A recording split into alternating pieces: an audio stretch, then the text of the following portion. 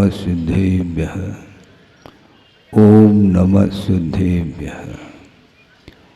नमः श्री वर्धमानाय निर्धूत कलिलात्मने सालोकानां त्रिलोकानां यद्विद्यादर्पणायते। अहिंसा परमो धर्म की, महावीर भगवान की। प्रातः स्मरणे परम पूजाचार्य गुरुवर श्री विद्यासागर जी मुनि महाराज की जय। आचार्यों ने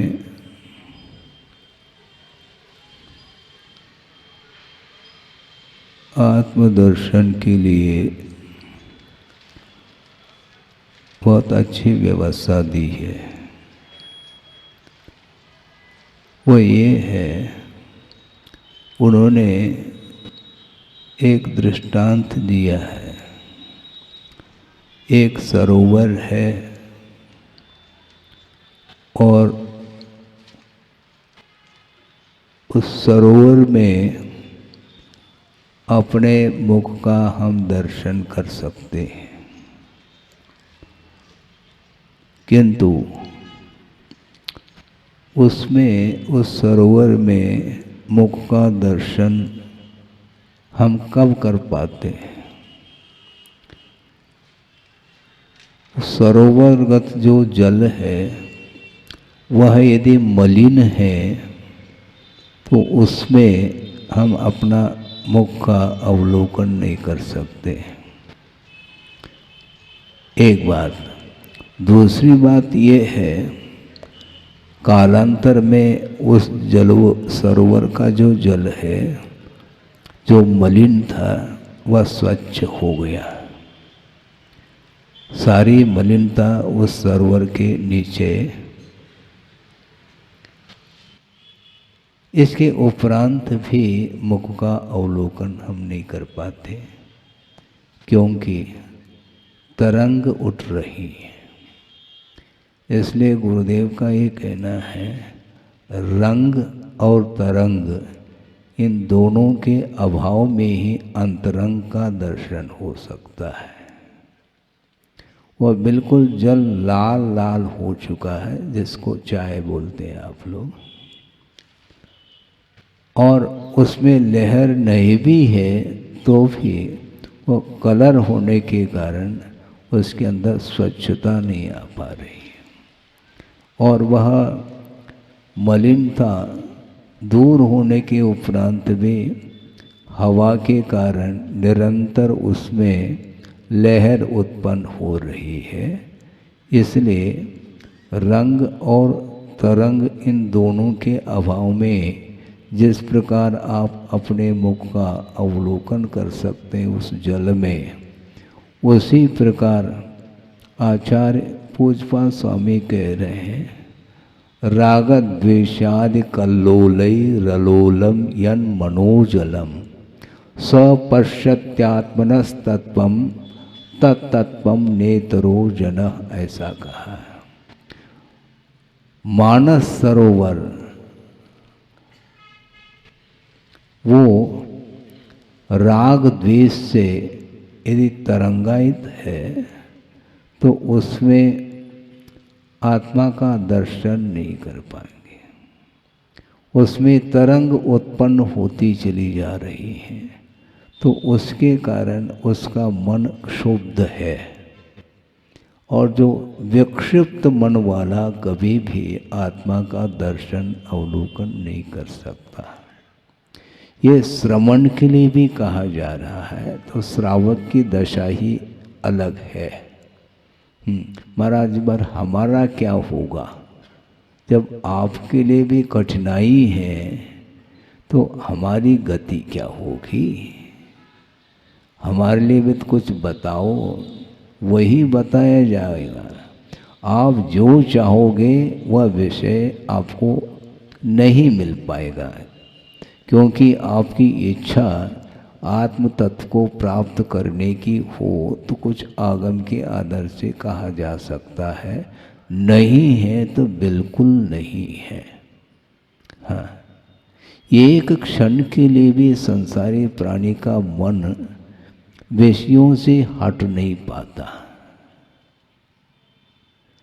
बहुत कठिन है ये, श्रवण के लिए भी कठिन हो रहा है, क्योंकि निरंतर वो सारे सारे 5 इंद्रिय संबंधी विषय हैं, वह यत्र तत्र उपलब्ध होंगे और उनके उपस्थिति में भी अपने उपयोग को उन विषयों से हटा करके प्रभु में, गुरु में अथवा आगम में अथवा तत्व में उसको केंद्रित करना यह साधना के बिना संभव नहीं है। आपके लिए यदि हम कोई विषय देंगे तो कौन सा विषय दे सकते हैं, क्योंकि मोह से प्रभावित होने के कारण मन आपका लग नहीं रहा है जहाँ लगना चाहिए, और जहाँ लग रहा है वहाँ पर लगाने की आवश्यकता ही नहीं, उसमें क्या लगाना। कई अपने पास छात्र आते हैं स्कूल और कॉलेज के, और उन्होंने कई बार यह अपने भाव व्यक्त किए कि महाराज पुरुषार्थ की भी कोई सीमा हो सकती है कि नहीं। हम निरंतर पुरुषार्थ करते चले जा रहे हैं, इसके उपरांत भी हमारा मन स्थिर नहीं हो पा रहा है। तो उनको हमने ये कहा कि भैया आप गलत कह रहे हो, आपका मन स्थिर है। कहाँ है महाराज? जहाँ होना चाहिए वहाँ पर नहीं हो पा रहा है, जहाँ पर नहीं होना चाहिए वहाँ पर हो रहा है। कहीं न कहीं वह मन टिका हुआ है, अधर में थोड़ी वो। आपका उपयोग कहीं न कहीं लगा हुआ है, जहाँ लगना चाहिए वहाँ पर नहीं लग पा रहा है। समस्या ये जा रही है। महाराज फिर हम करें क्या? इसको मन को संयत कैसा बनाए?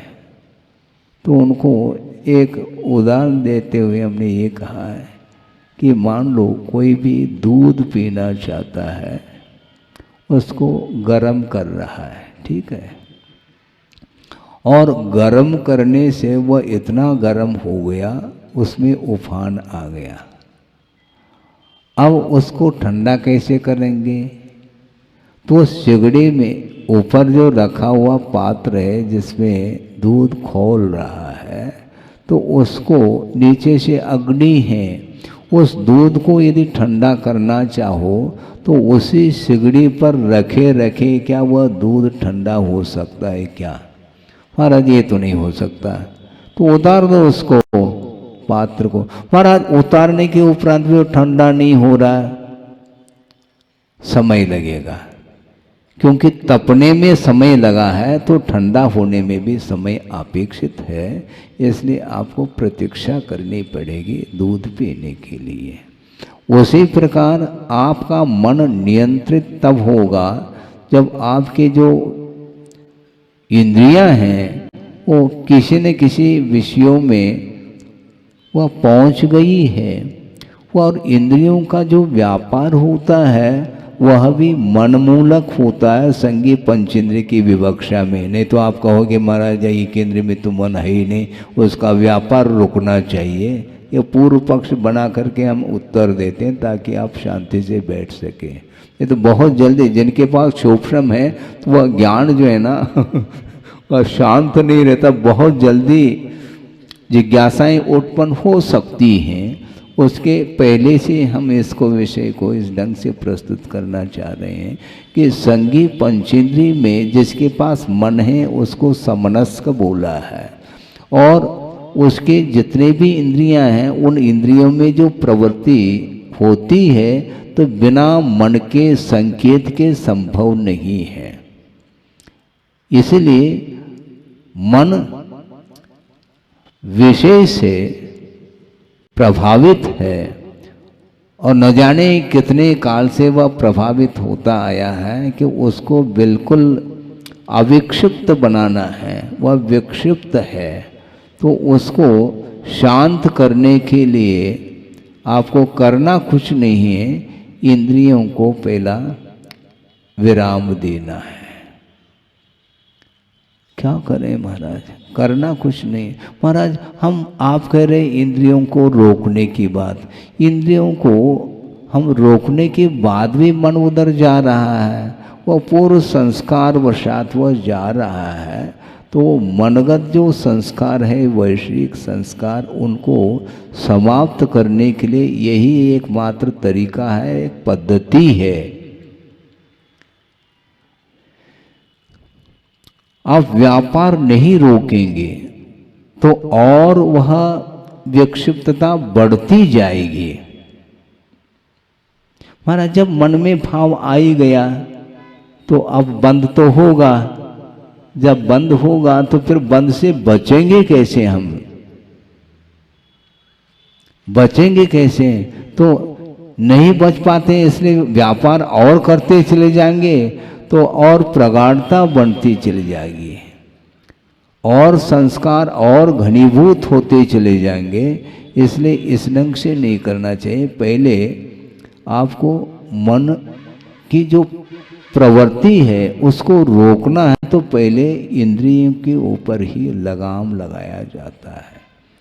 जैसे समझने के लिए मन में भाव उत्पन्न हो गया है कि अमुक वस्तु को देखने का, ठीक है, तो देखना का जब भाव उत्पन्न हो गया है तो आप रोक नहीं पाएंगे। कैसे नहीं रोक पाएंगे? क्योंकि मन जो संतुष्ट होता है वो इंद्रिय के व्यापार के द्वारा संतुष्ट होता है। इसलिए हमारा ये कहना है अथवा आगमकारों का ये कहना है कि मन को हमेशा असंतुष्ट रखना चाहिए, क्योंकि विषयों के माध्यम से वह संतुष्टि का अनुभव करता है और विषय हमारे लिए अभिशाप है। क्योंकि पंचेंद्रिय के विषय ग्रहण करने योग्य नहीं है और ग्रहण करना भी है तो वह अनुपात से उसको साधन के रूप में स्वीकार करते हैं, तो निश्चित रूप से आसक्ति का अभाव किया जा सकता है। आचार्यों ने पेट के ऊपर विजय प्राप्त करने के लिए नहीं कहा, किंतु इंद्रियों के ऊपर विजय प्राप्त करने के लिए उन्होंने कहा है। इंद्रियों का पोषण नहीं होना चाहिए। इंद्रियों का क्यों पोषण करते हो महाराज? पहलवान बने बिना कर्म के ऊपर लड़ने की शक्ति नहीं आती महाराज। अच्छा इरादा है आपका, किसके साथ लड़ना चाहो? कर्मों के साथ नहीं महाराज, अभी तो चुनाव में खड़े हैं, लड़ रहे हैं। लड़ने के चुनाव लड़ने के लिए खड़ा है और उसके लिए पहलवानी की आवश्यकता उसको है।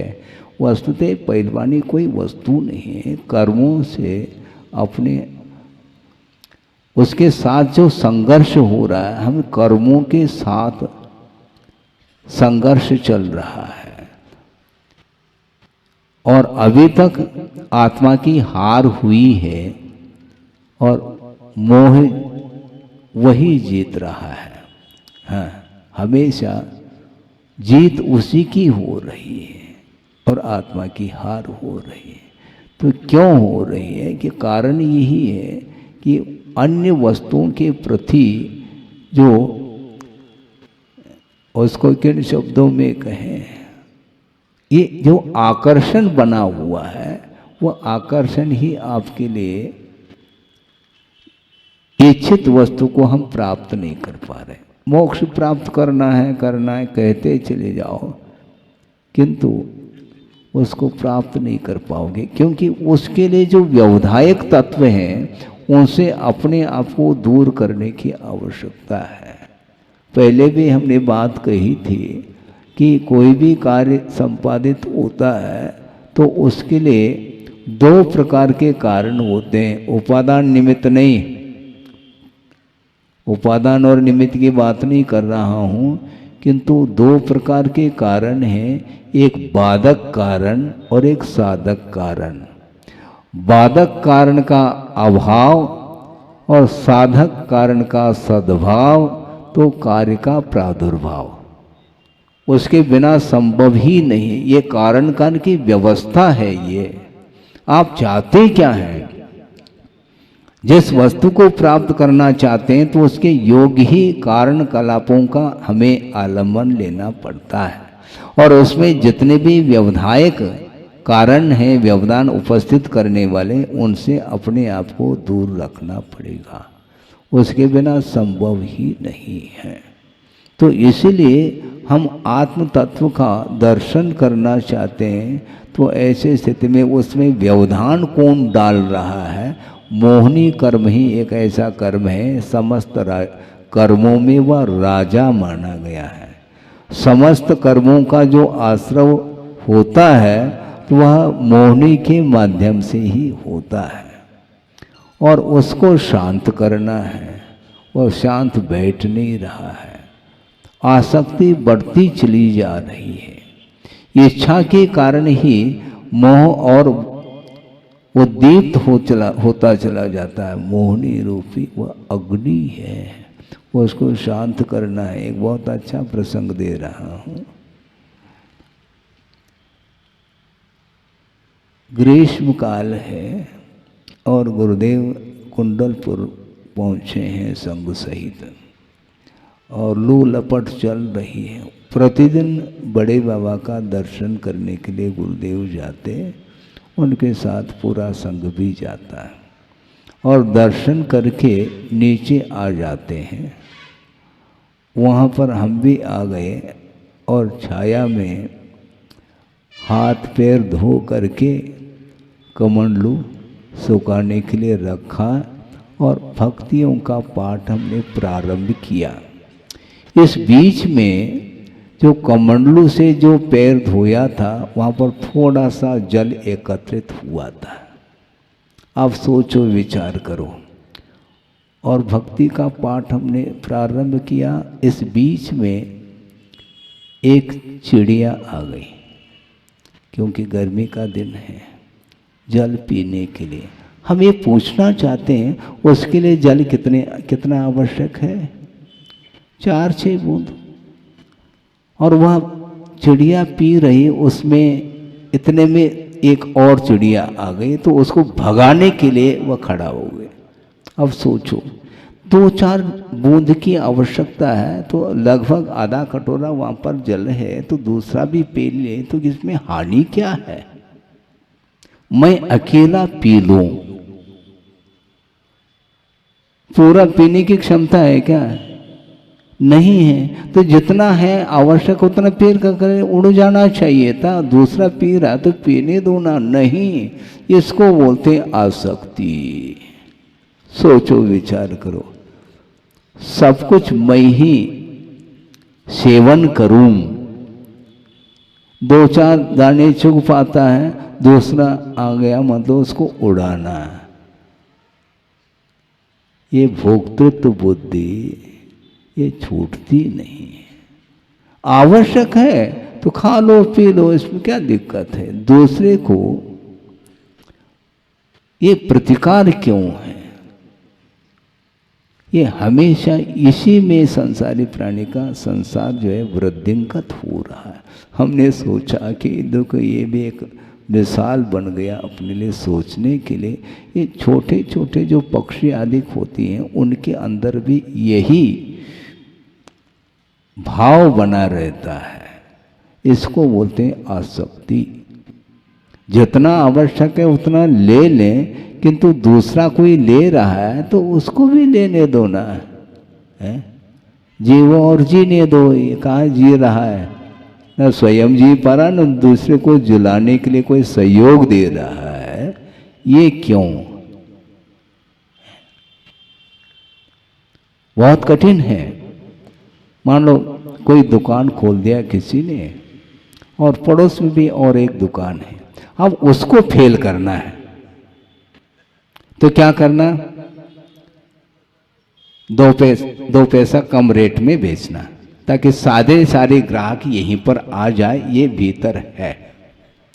रेट कम रख दिया इसका तो इसके अंदर कोई उदारता नहीं है। ध्यान रखो, ये कमाने की पद्धति है, ये व्यवसाय की पद्धति है। जितने भी अड़ोस पड़ोस में जो अन्य दुकान है, उसमें जो ग्राहक जा रहे हैं वो भी यहीं पर आ जाए, तो उसको बुलाने से थोड़ी आएंगे। वो रेट कम कर दो अथवा थोड़ा फ्री में बांट लो थोड़ा, है ना। यही होता है, उसको इस ओर खींचना है। ये नीति है, ये राजनीति इसी को बोलते हैं, गंदी राजनीति। ये पुरुषार्थ नहीं माना जाता, ये नीति न्याय नहीं है। ये नीति न्याय के अनुरूप आप अर्थ का उपार्जन करो, क्योंकि सभी लोग करना चाह रहे हैं, उनको करने दो। वो नहीं, ये आकांक्षा, ये आशा, ये इस आशा का कोई अंत नहीं है। पेट बहुत जल्दी भर आता है, लेकिन पेटी भरना है तो उसके लिए इस प्रकार किए बिना वो पेटी भर नहीं सकती है। महाराज आप आसक्ति की बात कर रहे हैं, हमारे पास तो एक ही दुकान है, ज्यादा ज्यादा 2 दुकान है, चक्रवर्ती। तो ऐसी स्थिति में उसको नरक ही जाना चाहिए कायदे से, क्योंकि बहुत आराम और बहुत परिग्रह के माध्यम से नरकाय का बंद होता है, ऐसा आगमकार कह रहे हैं। ये ध्यान रखो, उन्होंने कमाया नहीं है, उन्होंने कोई षटकर्म नहीं किया है, किंतु अतीत में जो उन्होंने धर्म की आराधना की है अथवा रत्नत्रय की आराधना की है, उसके फलस्वरूप जो सात से पुण्य का अर्जन उस विगत जीवन में उन्होंने किया है, और यहाँ पर जो है ना नहीं चाहते हुए भी वह फल रहा है। खरीदा नहीं उन्होंने 84 लाख हाथी को और 18 करोड़ घोड़े। कहाँ गए थे खरीदने के लिए?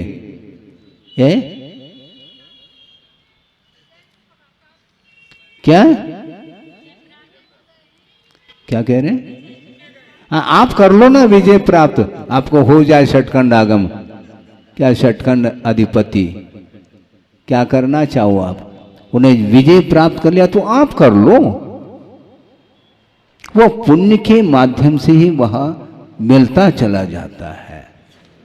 बाहुबली कर ले, हाँ, अनुज नहीं कर सकता, क्योंकि उनके पुण्य में और इनके पुण्य में जमीन आसमान का अंतर है। वो पुण्य के उदय से ही ये सब कुछ ऑटोमेटिक ये व्यवस्था होती चली जा रही है। 96,000 स्त्रियां हैं रानी, सब दे रहे हैं उनके लिए, इनको भी संभालो, इनको भी संभालो, ये उनका पुण्य है। हाँ, और आपके पास क्या पुण्य है? एक मिलना, हाँ, बहुत कठिन, वो भी ढंग की नहीं, मतलब खूब सुंदर जो होना चाहिए आप चाहते हैं, नहीं है, कुरूप है, फिर भी उसके साथ संबंध जोड़ रहे हैं। ऐसा न हो कि ये भी कहीं न कहीं इनका भी कहीं संबंध न हो जाए, उसके पहले ही संबंध कर लेते हैं, विजय प्राप्त करते हैं। करो, ये त्याग का परिणाम है। ये इच्छा करने से इस प्रकार की इस क्वालिटी का पुण्य एकत्रित नहीं हो सकता। सामान्य रूप से पुण्य का अर्जन हर व्यक्ति कर लेता है, कि किंतु ये इस प्रकार असाधारण व्यक्तित्व को लेकर के जो आते हैं जीव, उनकी जो साधना है वह त्याग की साधना है, और त्याग के कारण ही नहीं चाहते हुए भी उस प्रकार का पुण्य अर्जित होगा। प्रतीक्षा करने की कोई आवश्यकता नहीं पड़ती है, क्योंकि जो प्रतीक्षा करके आता अथवा इच्छा के साथ कर रहा है तो वह साथ से पुण्य नहीं कहलाया। हाँ, निदान के माध्यम से तीर्थंकर पद मिल जाए, चक्रवर्ती पद मिल जाए आदि, ये नहीं होता है। होंडावसर्पिणी के कारण कुछ हो गया हो वो अलग विषय है, किंतु ये प्राय करके ये पूरा का पूरा ये साधना का परिणाम है। और बोलते भी हैं आप लोग, क्या, बिन मांगे मोती मिले, मांगे मिले न भीख, ये उक्ति है। आप चाहो मांगोगे तो नहीं मिलेगा। इनडायरेक्ट भी यदि मान लो मांग रखते हैं तो नहीं मिलने वाला है। हम बता दें नेमावर की बात है। उस समय काफ़ी बड़ा संघ था गुरुदेव का, और कमंडलो सारे के सारे सुखाने के लिए रखे थे, और मैं भीतर स्वाध्याय कर रहा था। लगभग 9:30 की बात है। एक श्रावक आ गए, हाथ में कैन था, पानी लेकर के आए। तो महाराज आपका कमंडल कहाँ है? तो हमने सोचा कमंडल के यहाँ पर तो नहीं, बहुत सारे रखे हैं, हमारा नहीं भी मिले तो दूसरे बहुत सारे कमंडल हैं, पानी डालो ना, आपको हो क्या रहा है?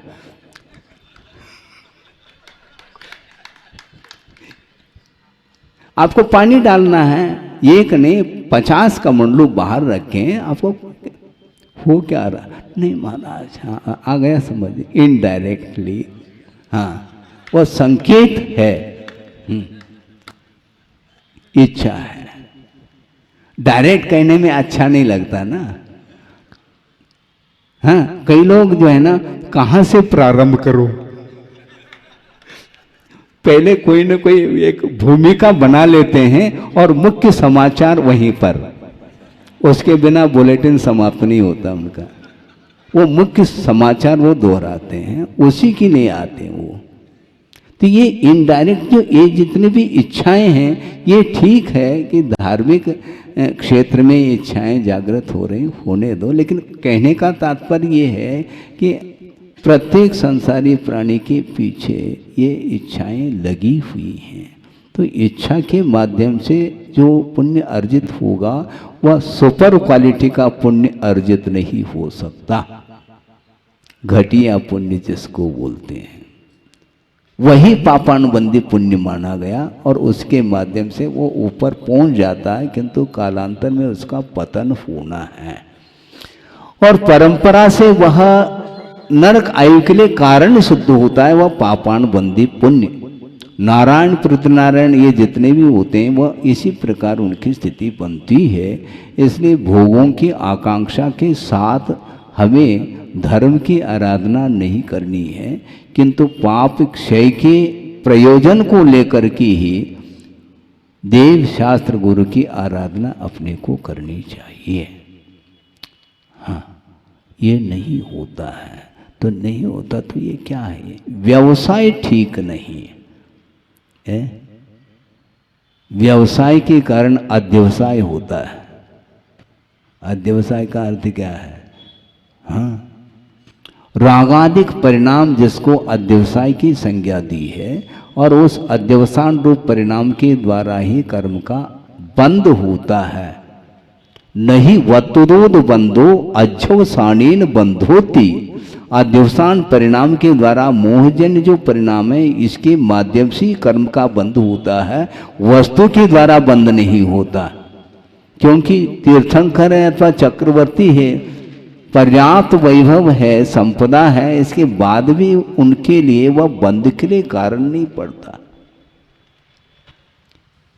हाँ, वो उनको वह पुण्य अर्जित जो पुण्य है उनको मिला है, उसका उपभोग करते हुए भी अपने जीवन में कभी भी वो नरक आयु का बंद नहीं कर सकते, कुछ एक्सेप्शन छोड़ करके। होंडा भी वो तो छोड़ो। चक्रवर्ती या तो मोक्ष को प्राप्त करता है अथवा स्वर्ग चला जाता है, अन्यत्र उसकी गति नहीं है। हाँ, तो इसीलिए कि वस्तुतः जो इच्छाएं हो रही हैं, उन इच्छाओं के कारण ही हमारा विकास रुका हुआ है, और ये इच्छा ही बाधक कारण इसी को बोलते हैं। एक क्षण के लिए भी इच्छा से अपने आप को मुक्त कर लो, करके देखो। हाँ, षटखंड अधिपति बनने के अपेक्षा से अपनी इच्छा को रोक करके देखो, देखो कम से कम नहीं हो सकता। और इच्छा का निरोध जिसने कर लिया उसी का नाम तप है। वह उत्तम तप की कोटि में आता, और उसके माध्यम से जो नहीं भी चाहो तो आसानी से वह पदार्थ आपको प्राप्त होता है। मुझे नहीं चाहिए, और फिर भी वह मिल रहा है। ये बहुत कठिन होता है। इसलिए कठिन होते हुए भी उसमें अनुपात से उस इच्छा को कम किया जा सकता है। जो अनंत की इच्छा है उसको जिसने रोक लिया है, उसने अनंत संसार का विच्छेद किया है सम्यक दर्शन रूप परिणाम के माध्यम से। इसलिए सच्चे देवगुरु शास्त्र के प्रति आपका श्रद्धान हो गया। वह श्रद्धान प्रत्येक वस्तु का जैसा स्वरूप है वैसा श्रद्धान कर लेना चाहिए। तो वैश्विक जो सुख है उसमें श्रद्धान कैसा करना, अनास्था श्रद्धा कहा। पंचेंद्रिय के विषय शाश्वत नहीं है। इन विषयों के माध्यम से उत्पन्न होने वाला जो सुख है वह शाश्वत नहीं है, इसलिए उसमें अनास्था श्रद्धा, शाश्वत नहीं, इस प्रकार की श्रद्धा का नाम ही वह अनाकांक्षना स्मृता, वो निकांक्षित अंग माना जाता है। कम से कम देवगुरु शास्त्र की आराधना के समय पर तो कम से कम इच्छा को रोको। वो समय भी यदि नहीं रोकेंगे फिर कब रोकेंगे? दुकान में बैठे बैठे, दुकान में बैठे बैठे भगवान याद नहीं आ सकते हैं, और भगवान के चरणों में दुकान याद आ सकता है। यह समस्या है। तो इसीलिए बहुत अनादिकालीन संस्कारित होने के कारण उसको कंट्रोल करने के लिए बहुत अनकंट्रोल हो चुका है। वो जो अच्छा तैराक होता है वह भी डूब सकता है बाढ़ में। बाढ़ नहीं है तो आराम से वह तैर करके पार हो सकता है। और जो तैरना ही नहीं जानता और वो बाढ़ में चला गया तो गए, सुनामी लहर उसको ले जाएगी, खत्म।